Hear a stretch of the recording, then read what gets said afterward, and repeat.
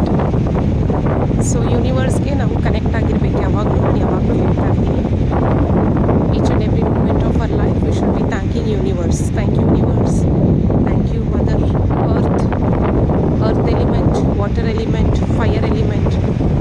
Very beautiful place.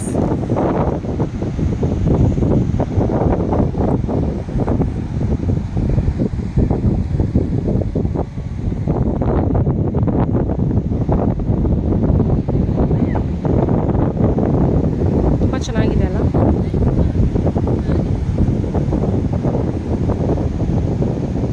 Sun energy, the golden energy, as well as ಸಮುದ್ರದ ನೀರು. So ಸಮುದ್ರದ ನೀರಲ್ಲಿ ಉಪ್ಪಿರುತ್ತೆ, ಸೊ ಸಾಲ್ಟ್ ಇರುತ್ತೆ. So it removes all our negative thoughts and negative energy.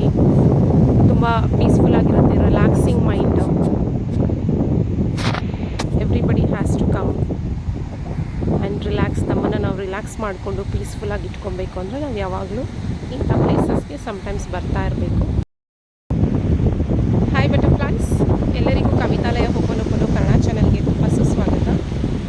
Water element, fire element, beautiful energy. Universe ನಮ್ಗೆ ಕೊಟ್ಟಿರೋ ಒಂದು ಅದ್ಭುತವಾದ ಎನರ್ಜಿ.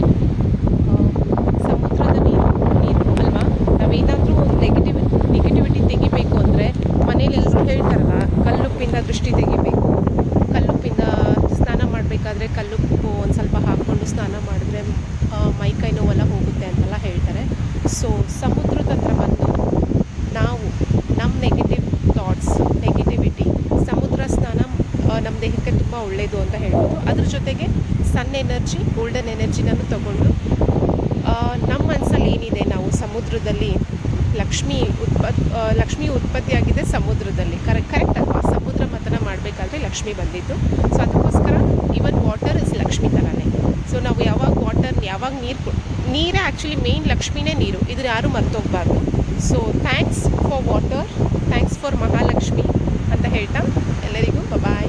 ಸೊ ಬ್ಯೂಟಿಫುಲ್ ಮದರ್ ನೇಚರ್ಗೆ ಒಂದೊಳ್ಳೆ ಥ್ಯಾಂಕ್ಸ್ ಹೇಳಿಕೊಂಡು ನೇಚರ್ಗೆ ಆದಷ್ಟು ಗ್ರ್ಯಾಟಿಟ್ಯೂಡ್